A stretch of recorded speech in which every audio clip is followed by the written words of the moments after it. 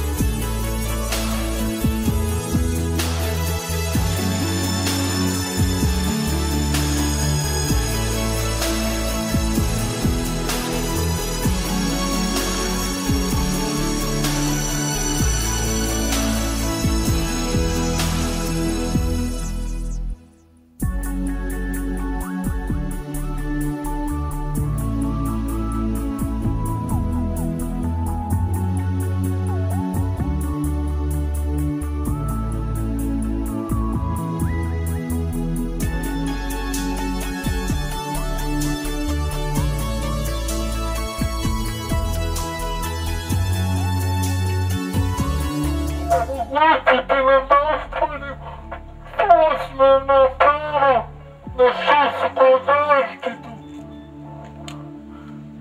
Kako vam drugačiji dokazi trebaju? Kako vam dokazi treba? Hoćemo da menjamo zakon? Kako možete svoju odgovornost da stavite na dete? Tako je!